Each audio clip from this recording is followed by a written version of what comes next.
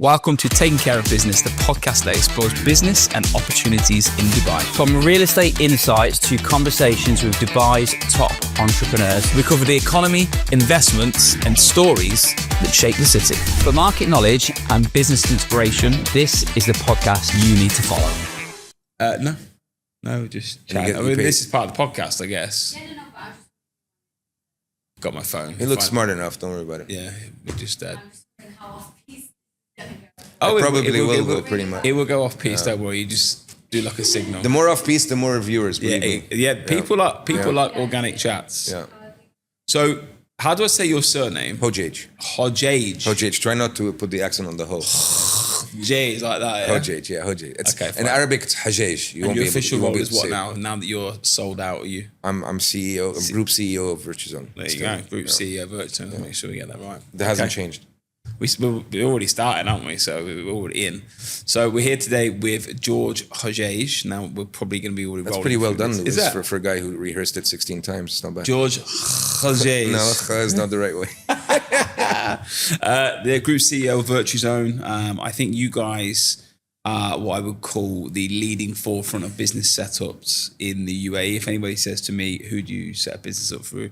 I think you're at that place with insurance markets, you know, when you know who to go for. First to mind, mortgages. top of mind. Yeah. So I think that's what you guys have done very well. You're on the radio, aren't you? I imagine that. We are. We have a radio show every week, a weekly show called Starting Up with Virtuzone. Yes. And I think I must have seen your jingles somewhere throughout the years as well, but I've heard Neil on the radio as well. Neil is the prime host on that show. Paul Bryson and I relay when he's not around, but it's been around for a while, the show. And look, it's been great for creating awareness. It's been great for thought leadership and all that. And it's actually an idea that our third partner Jeff had many years ago, and we've done so much. Just to get on the radio. Just to get on the radio. Look, we live in a place where TV is not that big because the local stations aren't really followed. TV in general is kind of dying with the Netflix and the on-demand. With fax machines. And, right. And not many celebrities because sports here is not, the local sports is not a big thing. Artists are very diversified. So they have to fly them in if they're going to. Yeah, so Chris Fade, who's one of our friends as well, is one of the biggest celebrities here. Radio's big. So we thought, you know what, it's a good medium to get out and reach people. And we've been doing it for many years now. Obviously, as usual, everybody else has copied us throughout the years, but that's flattering, and that's. I think the radio is good. We've done it multiple times. The only problem I always find radio advertisers, you can't quantify it as a business owner. Like, true, how much money you make. How me and Kyle generally work is we'll sit in our marketing. We'll go, what have we spent, and what's the return? What's the ROI? Look, I think you have to mix it up, right? When you're doing branding, when you're doing thought leadership, when you're doing things, you want to be recognized, you know. And to be honest with you, I was telling you guys before we started, congratulations, you guys done an amazing job. The vibe in the office is just amazing. It's really, really nice to see a couple of young guys that have succeeded, especially brothers. Not that young anymore. On the youngish side, let's put it that way. Yeah, still limping now. And I've worked with family before. I know it's not easy. So congrats on both of you of first of all surviving and second of all thriving together. That's a great thing. It's kind to hear. I mean, you know this yourself, but unless someone says something about your business, when you're in it on a daily basis, you just get on with it and you don't think about what reputation or what you're doing in the market. You just do what I always think about. I don't know about you, but I think of myself as I'm an employee to the company. Yeah. Like that's how I've always been. Absolutely. I have that mindset. Absolutely. I mean, as a partner, that comes last, right? The first thing you want to do is do your role as whatever your role is in that company. And I don't know how you guys have divided the roles up here. I'm sure you have a system that goes, or else it's a fight every day. Carl is operations, I'm revenue. Well, there you go. It works. He knows what I do. I bring in staff, developers, developments, but you know and I know if the ops is by far the most important thing in a business, because revenue can stop at any point. And what I've realized when you're running a business is that when the business is slow or you need to get it going, structure will trump everything. Motivation is a feeling, and that's what sales is. It's a feeling, and it gets you going. But if you have the right processes in place, your business can become indestructible. And it also develops naturally, right? Some people are good at some things, not so good at others. And with time, I think we each found our spot. For example, in our case, Obviously, I'm the CEO, so I'm the operations guy on a daily basis. We're at revenue guy as well. I'm running the company day in, day out. Jeff has a marketing background. Jeff is very strong in marketing, has always had marketing roles in the past, whether it's Boeing, whether it's the executive office. He's had some of the big roles. He was, I think, employee number 2 or 3 at the IFC. Wow. So he's got these connections, and connections in marketing are very important. Massive, and he's always listening to these podcasts, always watching new things. What's the newest technology? What's the newest trend? And that's super important if you want to stay at the forefront of. I think you have to do that. Me and Carl, if you see me and Carl on Instagram, we send each other, between like wrestling memes that we send each other and football memes, we're always sending each other new technology and new things that business are doing, and then we'll try and bring that in. And I think super important as a founder. If you're not learning it, and I say this to the staff, I'm like, guys, if someone says to me that, I don't use Instagram because I don't know it, or I don't want to use this new technology because I don't know it, I'm like, you're going to get left behind. That's my biggest fear, is why I'll always want to learn. So Jeff has always kind of pushed us to stay at the forefront of these things, right? He's got a lot of friends in the US, a lot of friends in high places in the US when it comes to marketing. He'll know the latest trends. He's always listening to podcasts, always watching these newest technologies. And Neil has always been the face of the company, right? So he gets rolled out for the TV. He's well connected in this town. He's very well spoken. He's very comfortable with the cameras, with public appearances, all that. So it worked out well for us. Look, we had a nice mix, a good mix, and it worked out well. I'm obviously more on the government relations sides as well, as I speak Arabic, and sometimes it's a plus. It worked out well for us. We did radio, we still do radio, and everybody again has copied us. But radio is a very good medium in this town. And a shout out to our friends at ARN who have always been very supportive. He's left now, Richard Dean, hasn't he? Richard's left. I wonder what he's going to do, because he was the voice of business really for a long time. Yeah, he was doing the business breakfast for a long time. But they have so many talented. I mean, they really have some talented presenters there. It's really professional people. Brandy as well. I mean, they've done a lot. I mean, we worked a lot with Tom Urquhart as well. Tom's a friend, and we've really built a relationship with them. We've become family really, because we've gone through the highs and lows. So we talk about Virtuzone as a business. When did you guys set up the business? So Neil and Jeff set it up in 2009. Okay. And when did you deviate into that business? And so I'll tell you a bit of the story. Neil and Jeff set it up in 2009. At the time, if the listeners have been in Dubai for a long time, the office was in JBR. Yeah. So that stayed for a couple of years. The idea at the beginning was to sell trade licenses from the Northern Emirates within Dubai. Okay. Right, and it was a new idea. It gave more accessibility to people because those licenses were cheaper, easier to set up, lighter KYC, all that. Obviously, everybody around us was, laughing about it. They're gonna walk into are you competing with Dubai in Dubai? I mean, are you crazy? And then people were like, yeah, they're gonna shut you down in a couple of months. But actually, they didn't, because the UAE is so united in terms of bringing business into the UAE that they had no issues with bringing in people to the UAE, whether it was in Dubai or Fujairah. Obviously, after 6 months, 1 year, one of our clients came and started asking questions. How do you do this? How do you do that? This and that. We didn't know. I wasn't there, but they didn't think more of it at the time. Ends up creating our first major competitor.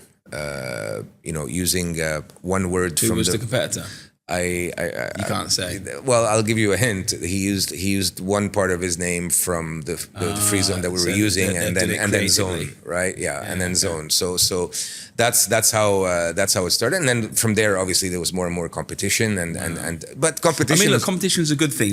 I always say to everybody, people moan about real estate, and they say, real estate is the most competitive market. I'm like, look at developers. You go down the Sheikh Zayed Road, there are developers I've never heard of building plots of land, and it used to just be Emaar. Yeah. And I think what I've learned about business is that, yes, of course, we want it all, but how we're all going to get better and push forward is being competitive. And I think that open landscape that Dubai offers, I do think it makes you a better business, because I think if you're a business owner and founder, what you'll find is that you're better when you're being chased. I'm better when absolutely. That's what I was going to tell you. It forces you to stay ahead of the game, and it forces you to actually grow faster than you'd like to grow. And that's at the end of the day, when you look back and you say, that was such a blessing, because it forced me to stay ahead of the pack. And no one wants to be the bridesmaid, do they? Exactly. Anyway, so as the business started growing slowly, they realized that they probably needed an Arabic-speaking person to head the company, as they were dealing with a lot of Arabs in terms of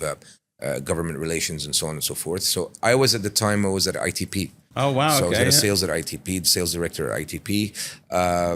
But I was friends with the guys for a very, very long time. I mean, since I've come to Dubai. And so they what started... What have ITP done, by the way? ITP is Media that... group, yeah. Yeah, no, so is it... Am I imagining it, or is it Arabian Business? Yeah, Arabian Business fine, part of yes, ITP. Yeah, Arabian Business. So I was many different magazines, websites. Obviously, a lot of social media nowadays. Anyway, I'm not really sure what they do where they're at. A lot. I mean, the paywalls kill me with Arabian Business. Yeah, I'm not a big fan either. No, I used to read Arabian Business a lot. I don't anymore because I don't know. I'm sure. I mean, if I was the owner of ITP, and these guys are very wealthy, but surely they'd be able to reverse engineer the targeted audience into adverts rather than this paywall approach, because basically I can't now share Arabian Business News because it gives That's the problem.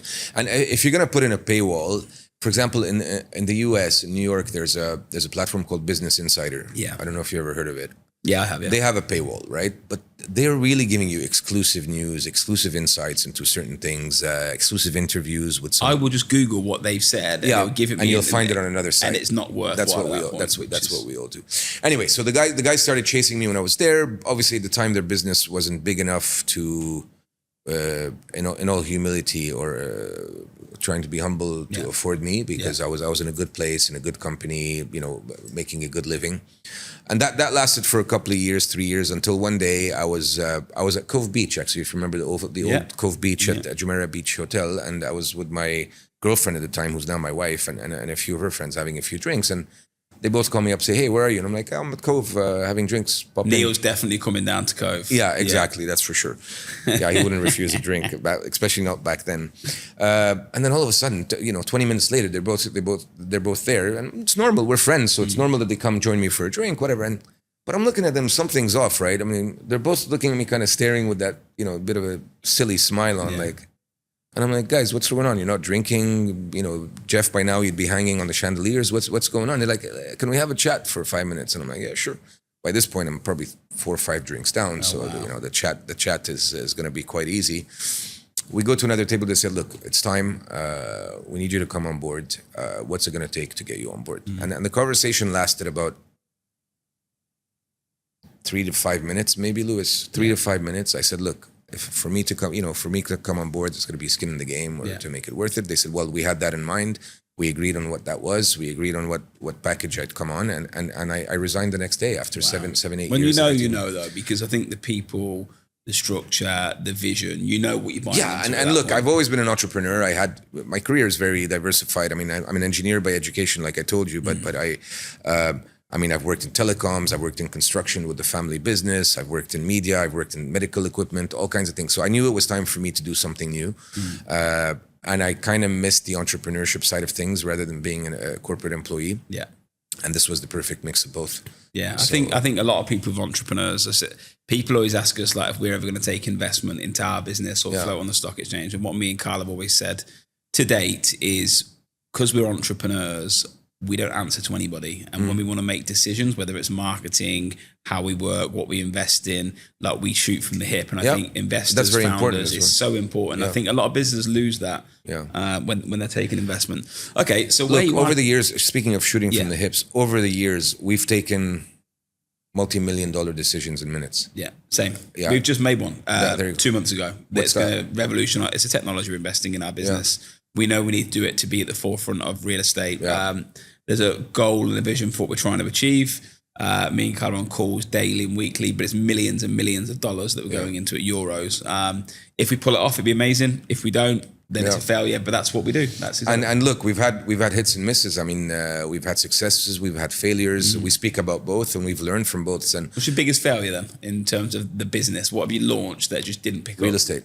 Really? Real estate, oddly enough. We wanted to get into the real estate game. We wanted to get into the commercial real estate game. What were you called? Virtuzone Real Estate? Yeah, VZ Real Estate. Oh, wow. I never knew that. Yeah. And, well, there you go. Good job. That's how much it failed. So, look, I think, 2 years ago, we decided to get into into the real estate game, especially the commercial real estate, because it's in line. We don't go crazy left and right, but it's in line with what we do, right? People looking for offices for these things, the entrepreneurs that we're setting up. So Neil knew somebody from the industry and brought him in. And to be honest with you, one of my mistakes is I kind of relied on him too much, saying, this is the guy from the industry, so I'll just support him and he'll set it up. But if you're not the owner of the company, it never works, right? We've done the same thing. We had our business in the UK. They did quite well. Yeah. But when we're here and the business are in the UK, if there's not a founder, owner driving, it doesn't work. They're employees and they clock off early and they don't care. They don't care about the P&Ls. They just care about, are we doing okay? Yeah. And we've done that multiple, I think we've had many failures as well along the way. We've had failures in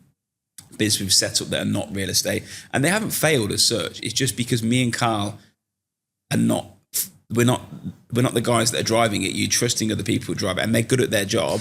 It's not us. I always say the most difficult thing to teach is caring. Yeah. Right? And you can't care unless you're an owner. You can't care as much as an owner if you're an employee. There's a guy that works for us called Darren Murphy. Has worked with me for about 17 years. And someone said, what's the one thing? Now, he's known around Dubai. He sold billions of dirhams of properties. The number one agent in Jumeirah Gulf Estates. Come here with nothing. Multi-millionaire sterling. The one thing you get with him, and you see it, he cares about the business. And it's so, he has that wild founder's mentality. And you don't see that when someone gives you that, I don't care, like it's just a job. They're not part of the DNA of the business. But someone, when you get their members of staff, it's important. Look, and I think I have a good senior team around me. Paul Bryson, who's managing director and chief commercial officer, he cares. He gets it. I call him the Lebanese Scottish because he's just he gets down and dirty when he needs to, and he'll spend the sleepless nights to make things work. But they're rare, aren't them people? That they're rare. They are. But I'm lucky, Lewis. I'm lucky. I've been able to build a team around me and I've been able to kind of pass on that culture of caring, the values of hard work and all that. And I'm lucky. I shout out to every single one of them, that senior management team. I think they've done a tremendous job. Here's a question for you then. So then people that you've got around you that care, because we've got quite similar stories beneath me and Carl. We have an incredible management team that basically mimic me and Carl. Like Paul Kelly, the operations that's guy, ideal. is Carl. He's full, and Mark is me. And downwards, you see every decision answer they make is virtually the same. My question I've got to you, though, as a business owner, how do you find them people? Is it you hire them, or do you believe that you can train them as long as the personality is right? How do you see it? So when I interview someone, or when I'm interviewing someone, which doesn't happen often because my churn rate on a senior management, they've been very loyal, right? So I must be doing something right, and we must be doing something right to keep those guys on board. Pay them really well. Well, pay them really well, obviously, because at the end of the day, money is money, and no matter how much somebody likes you, this trade-off. This theory of this theory of you have a better career here, so don't take the extra 30% from someone. That's bullshit. Of course it is. Right? I mean, come on. At the end of the day, we're all here to make money. We're all in Dubai to make money, not because of the beautiful weather. Yeah. So you can't argue with people when they're going for significally more. I'm saying, not for peanuts. You would want to take a job you hate for 10% more. Exactly. So how do I find these people, or how do I get them to care? Are they internal or are they external? No, most of my senior staff. So I don't like to say I keep telling Neil not to say this, and now I'm doing it. Most of our senior staff, right, have grown up throughout the organization. We have few exceptions. Mark, our marketing director, is from outside, but Mark's somebody that I've known for a very long time, for example. And that's part of how I get people to care, or I get people that care, is I very seldom will hire somebody that I don't know, or somebody that I get from a recruitment agency or whatever. We tried that with the last marketing director. We had the marketing director of one of the biggest social media channels for the Middle East that applied. We had one of the biggest shipping companies in the world. And it's amazing because we were getting these guys at amazing prices, but I just didn't see these guys fitting with our culture. Whereas Mark, for example, who I'd known for years and years and years, and I had recommended him for other jobs, he had worked for other people, just fit in. And I kind of recused myself from that. And I said, look, Jeff, go meet him. You're the marketing expert. Go meet him. And these are the three that we've shortlisted and see. And oddly enough, Jeff came back and said, you know what? I think this guy Mark is the guy that fits the best. Although with the other guys were probably more qualified in terms of experience. It's such a hard trade-off because I'll always go personality over paper. I always will. I believe that super important. Someone can be taught how to be an MD, a CEO, but you can't teach someone sitting at a table and the people around there actually care for the business first. One of the problems I found as an owner of a business is as you get bigger and you scale and the roles change. So my MD, I've taken him from a salesperson to a sales manager to a sales director. Now he's the MD.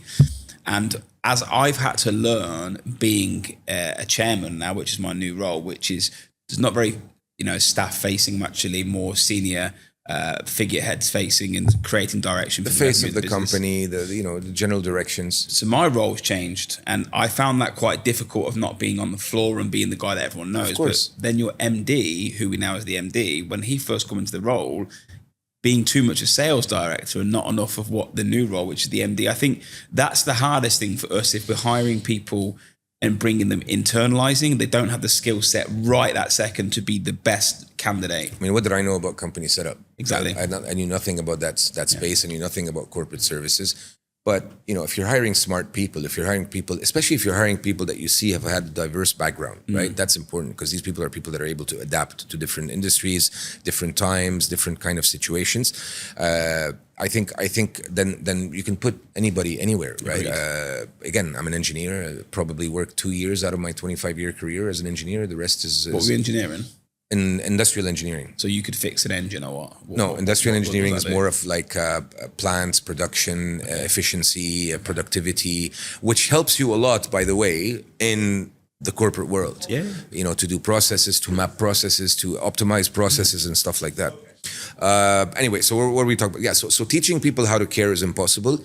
I totally agree with you. Personality, character, history, much more important than what you know on paper, and that's essential. And you said that to give you an idea, when I first joined Virtuzone, the first thing I did was I cut the payroll by about 17% after 3 months. So you can imagine I wasn't the most loved. You two should sit down together. Yeah, so I wasn't the most loved guy there was, but efficiency was important, and we were. But I do think of businesses, by the way, they have to be efficient. Even in our business, sometimes I look at roles in the business. I'm like, look, I'll tell you what. Let's be very frank. It's especially when you're making money. Yeah. When you're making money, you don't care. You're hiring people left and right. I need this. I need that. Let's hire this. Oh, it'll be cool to have two office managers rather than one. So if one will take care of the upper floor, one of the downer floor. But when the revenues take a hit. Then you got to. And when I joined, it was a bit of a tough time. So I had to optimize right away. So, long story short, Paul Bryson, and you were telling me about your sales manager who then became MD. Paul Bryson was a sales manager. Okay. And I sat with, and Paul Bryson's now MD and CCO, and he's my number two effectively. And I sat, the first chat I had with Paul Bryson, we were sitting like this, and I said, so Paul, how many trade licenses, how many mainland licenses are you selling a month? And he had a team of 4 people or 3 people, and he said, we're doing 4. And I looked at him, I said, I think you need to be around 20. Yeah. And he said, well, that's impossible. I said, well, if you think that's impossible, we have a problem, because I think we should be at 20. That's where the market is. And he said, well, I think I need to reassess my future here. And I said, I think you do. Wow. That was our first discussion that I ever had with Paul Bryson. It was this close of me telling him, look, I don't think you're the right person, or him telling me, look, I don't want to stay here. And look where it went to. From that conversation there, and you fast forward to 2025, how many staff, how many approximate businesses a month or a year? At the time I joined in 2018 or 17, I can't remember, we were 65 staff. Okay. Today we are close to 250. Wow. Yeah. And how many businesses a month do you reckon you're setting up now? How many what? Businesses a month. When I joined, we were setting up about 70. Yeah. We're at close to 500. I'll shake your hand for that. Thanks, buddy. Incredible. Yeah. Hearing stories like that, and being a forefront of the business that you're in, I think a lot of people don't see the 65, they see the 500 today. Yeah. And that is, I don't know how many years you said it is, like 19. 7 years now, so 8 years, 8 years of doing what you've been doing. What I love about meeting, especially people in business, real estate, I think that when I speak to you, you're going to tell me things in this market that the news is not going to tell me today. They'll tell me in 3 months. How do you see the business world, Motors, in like other businesses coming here? So we're lucky or fortunate, if you want, because we're the first line when people come into town, right? So people are coming in, especially entrepreneurs, businessmen, people need visas, stuff like that. We're the first people to see them. Yeah. So I have some good news for you. We don't see things slowing. Things have been, by the way, for the last 8 years, things have been just going up and up and up and improving and improving. Obviously, month to month, you might have a small fluctuation, but in general, the direction is very much up. More and more people coming here, more and more people setting up, more and more services that we're selling.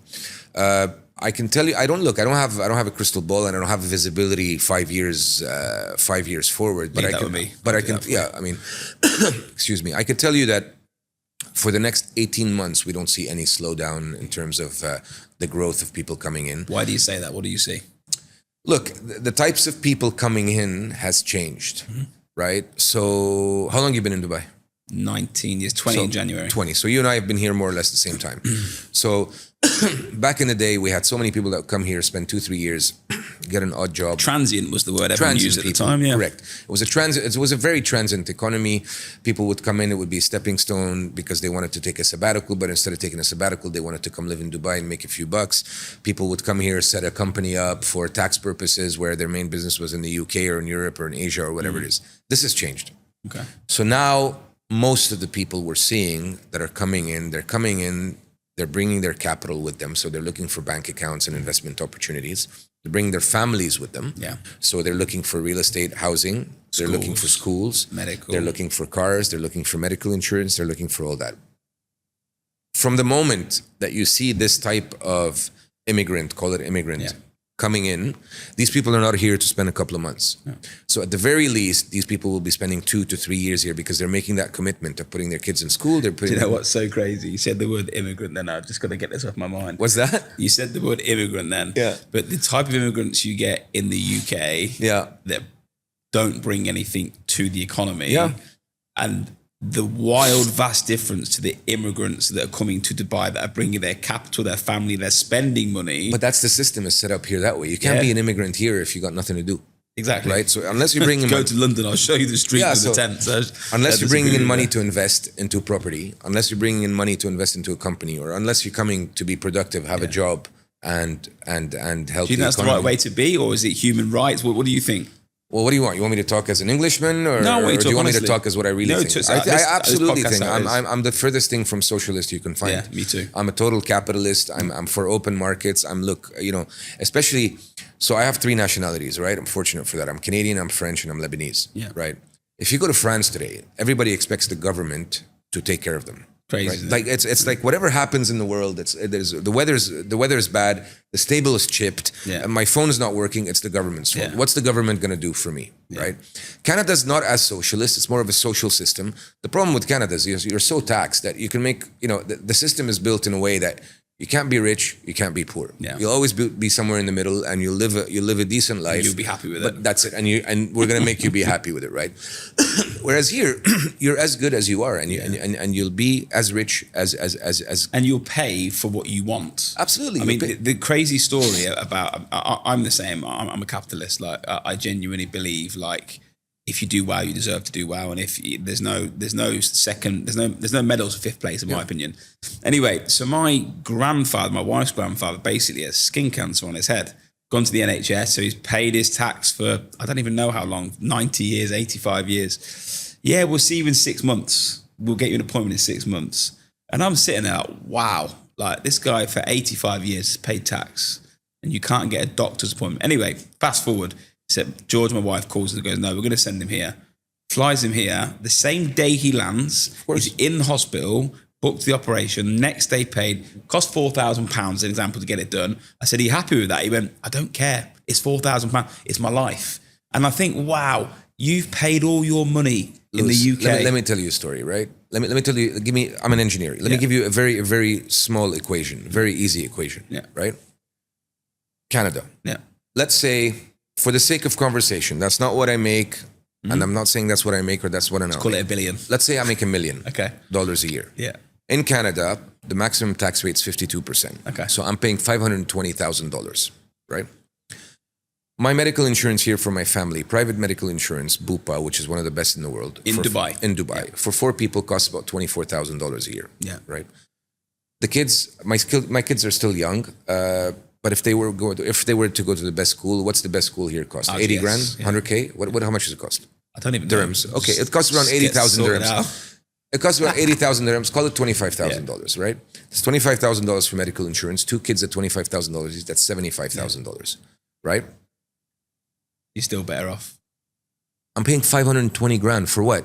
For crime in the streets, for potholes, for having to wait 6 months to get a skin cancer thing off my friend's kid in Canada. They had to wait 14 hours. She had 41 fever at a kid's hospital. It's mad, isn't it? Right? In the emergency room, right? Yeah. What am I paying for?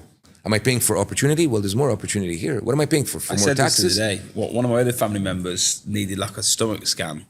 And there's like, oh, I need to go in, and I got a letter through. I'll be available in September. It was like January.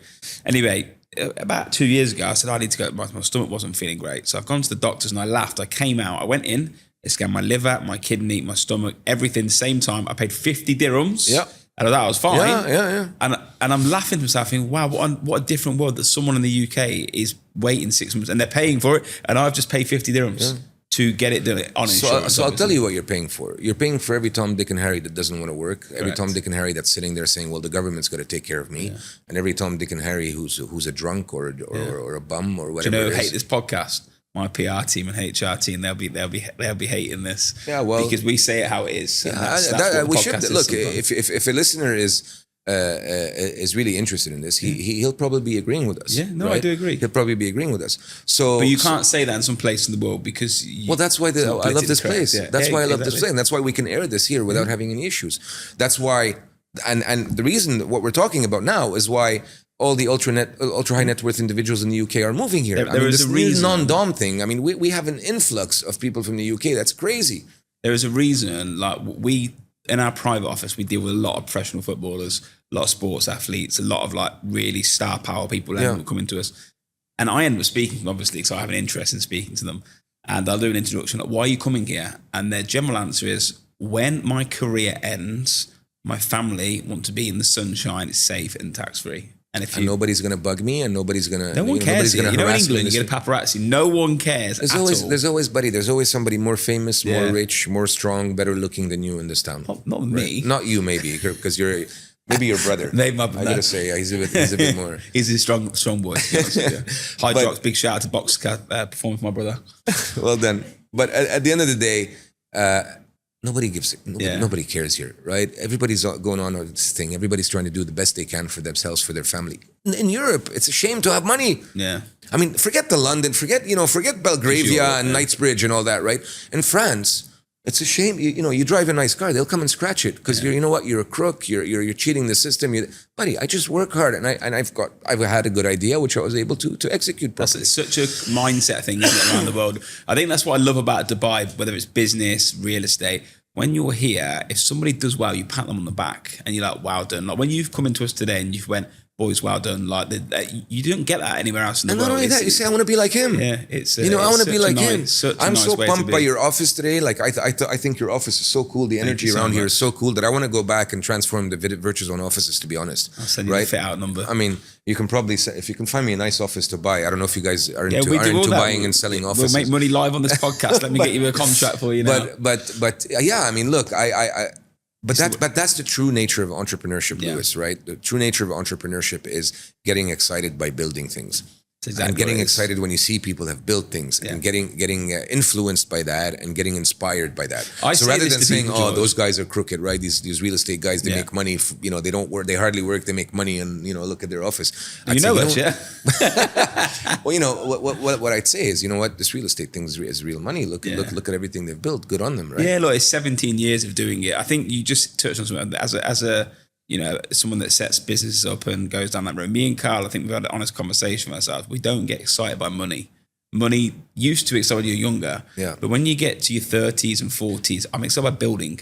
I like. And when you get to, let's be honest, also, Lewis. When you get to a certain level of money, whatever you get over that is not really your primary concern. Your primary concern is really, like you say, building. But at 100 grand, 200 grand, a million, 2 million, you're still caring about money and making more money. I think I've been very fortunate, and Carl's been very fortunate in the business. We've invested very well in real estate. One of the biggest things we talked about off camera before, we don't sell property, we buy them. Yeah. When you have rental income coming in, assets coming in, at that point, not money becomes boring, but then it's about what the goal of the business, what we're building, what's the legacy. Like, I'm more interested in that now. And, God forbid it changes. I'll care about money again. Don't worry about that. But like when you're in, we're just in a different phase, and I think founders do go through that. So let me ask you a question, right? Let me put you on the spot a bit. And Carl's in the room listening, so he'll like that question or maybe dislike it. How much of all the success and well done on your success, honestly, it's really, really inspiring. How much of the success do you think is down to being in the right place at the right time? And how much of it do you think is due to your to your specific skill sets? And I know it's a mix of both, right? I know it's a mix of both. I'll answer that for you. So it's 90% of the people I've met. So I think me and Carl together, our drive, our determination, like we're just, you never find us give up. We're like, we're just built this way. Once you've had a leaving party in England, I ain't going back to England. I'm basically dying here. And that's how it works. And what I've seen so many people come to Dubai and fail, like so many. True. So I think you can be the right place, but the wrong person. Yeah. Luckily for us, I think we've hit all the dynamics of with the right people, with the right personalities, with the right drive in the right place. And at that point, when you pull the so you say luckily for us, is it luck? No, or is it skill? No, it's skill. And I think the biggest thing with it, sometimes it's not skill with entrepreneurs. I think sometimes having the balls to do it. Yep, jumping on a plane when you know nobody to come to a city to say, I'm going to be a millionaire. Not many people do that. And I tell you, when everyone else does it, when they call you crazy at the start, when it starts working, they start coming here. I know categorically, I will be a poster boy for my home city. Like, I know I walk in there. You already are a poster boy. Yeah, maybe. Look, we've sponsored our football club for 6 years. We've seen them win trophies. We've done so much with it. I know that in my school, I will be categorically one of the, if not the most successful people ever at that school. Of course. And the reason I think that is not because of skill, is that I take calculated risks, and I will always be that way. And I think a lot of people are scared to pull the trigger. Me and Carl, especially as we've got older and wiser, we now just pull the trigger, and if it works, it works. But it's not a gamble. But you can afford to. But even when we couldn't, it's the honest truth. Well, same here. So I agree with you. Same here, and that's, I think, one trait of an entrepreneur, successful entrepreneur, that people don't realize is the risk that was taken. Yeah, right. I think when you've got nothing to lose, though, George, I think you're more of a dangerous character. Like I don't think I could set this business up with Carl now and be the same version. At 21, I was a weapon. Because I was coming in at 7 a.m. or 6 a.m. and I was leaving at 11 p.m. and I was on the phone. Yeah. I'm not that guy anymore. Yeah. I've got 2 kids. I'm 40 in April. And now I'm about building and growing and, running a different division at a different age and a different speed. And also, here's a way that you can answer this question if you're ever asked again. You have recognized the opportunities over the time and you've gone for them. Right, you've put your balls on the table. Sorry for the expression. Many times, I'm sure over the growth journey, and you've recognized them and you've gone for it. Yeah, you haven't just come here and opened a real estate business and then you've become multi-millionaires. I mean, so many people have done that and they've gone back home broke. Everything we do is a logic. Even the offices we sit in now. Me and Carl bought both of the 2 floors here. There's 28,000 square feet, 30,000 square feet. We bought them. People are like, why are you buying these offices for? They were a very good value. Yeah. Since we've bought them 4 years ago, they've tripled in value. Yeah, I believe you. Yeah. But the capital outlay for this and then fitting them out is expensive. And there is that risk factor. Yeah. But it worked out. Yeah. So I don't think, and now there's a lot of people going, oh, I wish I'd bought that. You didn't. And there's a lot of people that didn't buy the lottery ticket. Oh, you got lucky. Well, no, I didn't get lucky. I made the decision back then and I put in a lot of money, right? Yeah. I think that's one thing I think we can pick up from this podcast. The founders are people that have to have, we said it before, the balls to do it. And sometimes, and I'll say this to everybody watching this, when me and Carl or, you guys make decisions, I'll never do it off just a hope. There is data, logic, and a gut feeling that this feels right. And if you're on the edge of it feels right, should I do it? I always do it. And that's how I work. But it would never be like, oh, I hope it works out. You get to a point where you trust your instincts as well, right? And as time progresses, I would say nowadays we make a lot less mistakes than we did 8, 9, 10 years ago, right? Because we, we know we have some general sense of what works, what doesn't. We have a general sense of which risks are worth taking, which ones aren't. Yeah. And to be honest with you, like I said before, it helps when you have deeper pockets, you can take bigger risks and even down to the stock market. I'll just tell the story people watching. I invested in some shares and Bitcoin a long time ago, but they dropped considerably about 10 days ago. Yeah.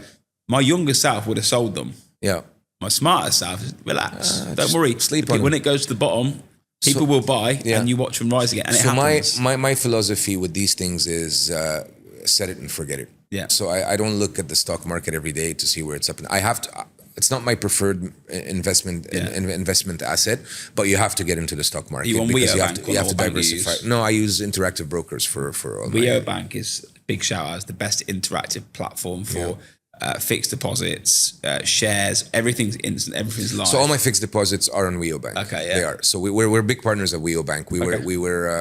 We've at some point, or I think we still are. We're the biggest channel partner for business accounts. Oh wow, yeah. So we've set up. We're a big fan of them. Yeah. Deliveroo, Uber, Amazon. Anybody else you want to make the Mantra? Big shout out to advertisement for Cake Out, Fade Fit. Anyone else who've missed that? Also up and also real estate, Virtuzone. Any of the partners we work with? Who do we like? Big shout out to Boxcare. If you're looking for fitness, health, gym, boxing, this is the place to go. So yeah, just spend money with Allsop and Allsop. If you could sponsor this, that would be great. Sponsorship opportunities. I'll send you an invoice, 100 dirhams each. Well, thank you very much for coming on today. Well, thanks for having me, Lewis. It was really fun. I think anybody watching this, sitting with founders, getting their mindset, getting to understand businesses, the one thing that I picked up out of it in the whole Dubai property market and economy is that 18 months or so you see businesses continuing to come here, open up, and you see a good forecast. Unless there's a black swan, God forbid. But no, we don't see any issues with that. Look, Dubai is set up, and they are minded that they're going all the way, and they want to become number one. They're not far from number one. They're not far at all, by the way. They're not far. Look, I'll tell you a small anecdote. A few months ago, I was in Napoli for Fabio Cannavaro's birthday. Oh, so wow. He was a good friend of mine. You like Fabio Cannavaro, actually. Sorry? You look a little bit like him. Do I? Thank you. Oh, that's a big compliment. He's a good-looking guy. Good-looking guy. And I was in a taxi in Napoli, and the taxi couldn't speak English, obviously, in Napoli. And I speak a bit of Italian, or understand a bit of Italian. And with the little Italian I speak and the little English that he understands, he managed to ask me, so where do you live? And I said, I live in Dubai. He said, Ma Dubai, il centro del mondo, the center of the world. And this is a taxi driver in Napoli that probably has never been outside of 100 kilometers outside of Napoli. Marketing team is doing something great. Do you know what the best thing, by the way, about Dubai is? Do you know who the marketing team is? And you on LinkedIn or not? Yeah, of course. Okay. The marketing team for Dubai is the residents. Yeah. It's actually a standing joke now on LinkedIn where people in England that are obviously annoyed with Dubai go, here we go. Someone else is saying they've moved to Dubai and it's tax-free. And then they get attacked by every single Dubai resident. How dare you talk about Dubai? Yeah. But you have become the Dubai cult. I'm in the Dubai cult. Yeah. I tell everybody, I was with Kaflan Balhul, the sports minister. Khalfan, and what's his name? Saeed? Issam Kazim. Yeah. And we was talking to these guys as a CEO, Minister of Economy, and I just said, I am the poster boy for Dubai. You send me in any boardroom around the world, and I will say, Dubai has made me. Dubai is the best place to live. Dubai is a safe. I am literally that guy. I'm so Dubai. But you know what, Lewis? There are so many like you. Yeah. So many like you. You happen to be a public figure. You happen to be in an industry that everybody's involved with, real estate and so on. There's so many people in other industries that have done tremendously well for themselves, tremendously well. But you wouldn't know about it because they're in aluminum, or they're in oil and gas, or they're in whatever, automotive parts or stuff like that. Something that's not as shiny as real estate. And cases like this, look, I'm one of those people that Dubai made me. And in some of those cases, the stories are incredible. Yeah. The stories are just incredible. And people are so thankful, so grateful to have an environment like this, that I think it comes from the heart, right? Yeah, it comes from the heart. When I see a negative comment on Dubai, I take it personally. Yeah. I take it personally. Like, why are you hating on us? Yeah. But what do you mean? What's us, right? The Dubai marketing team, every resident. How dare you talk about Dubai? Exactly. But that's what Dubai does very well. I'll leave this summary, in my opinion. I think Dubai doesn't bring millionaires, it actually creates them. Yeah, you're right. And they are very minded to go all the way. And as the world continues to go to shits, sorry. We swear here, don't worry. It's so as the world continues to go to shits, more and more people are going to come here, and they are adapting to the people's needs. As you can see, in 20 years we've saw so many legal reforms. We've seen so many reforms that adapt for people coming here, and people love it. 20 years ago, people would come in 50-50. 50% would say, it's not my thing here. 50% would say, oh, I love it. Do you know one of the biggest things Dubai's done in business terms? And I'd love to take your take on this. The local sponsors being taken away from businesses. So that's one of the reforms I'm talking about, one of the legal reforms. You can now own your business 100%, right? Yeah. Everywhere. Incredible, right? This was their main pillar of the economy, especially for the locals, was that every local was able to sponsor some businesses. But they've made it in other ways, right? They've now brought Emiratization in, so they want their people to learn on the job, to grow, to be in important positions. They've brought in corporate tax, so that corporate tax now is going to be redistributed in wealth of probably to the nationals, into social programs and things like that. They've just been incredible. Yeah, they've been incredible. It's amazing foresight. But obviously, we had a local sponsor for 11 years. And he was a great guy, did really well for us. But I think when Apple moved to Dubai, I think they're more of the Emirates at the time. Apple was a game changer. Apple, we're not coming over if you're not. And they were trying to get local sponsor, and they were like, nope. And the minute that enabled, I think they realized you want to get the big guys here, Tesla and everyone else, you have to do things that are not being done now. Correct. No. Look, they've been incredibly, not only open-minded but forward thinking, and they've got almost everything right, which is incredible. So shout out to the government of the UAE, who's done tremendously well for Sheikh Mo, Hamdan, everybody who have Your done. biggest fans are here. Yeah, and that is true. that is true. The biggest fans are the expats, because they're like, you know what? I'm in an environment that I love. I'm in an environment that is so good for me, for my family, and these guys don't owe me anything. Exactly. Right. These guys don't owe me anything. They're actually doing it for their country, and I'm happy to contribute to the success and the growth of that company. Of that country, because I feel like I'm part of it. Yeah. Right. And more and more, we're feeling like we're part of it with golden visas now, with citizenships that are starting to be given out. It's get me a citizenship. I'll be happy. Get me a UAE citizenship. Look, I think the day will come. The day will probably come. Unfortunately, I think that part of that journey is also income tax. But it's things not first Emiratis. When I get my citizenship, things develop. Look, nobody can tell into the future, but definitely, Dubai continues to grow in the right direction. We continue to see the right people coming in. We continue to see a growth in the people coming in, and great days ahead of us. Hopefully. Yeah. Well, thank you very much. Thanks, Lewis. It was a pleasure. Oh, thanks so much. Yeah, there. See you later, guys. Thanks.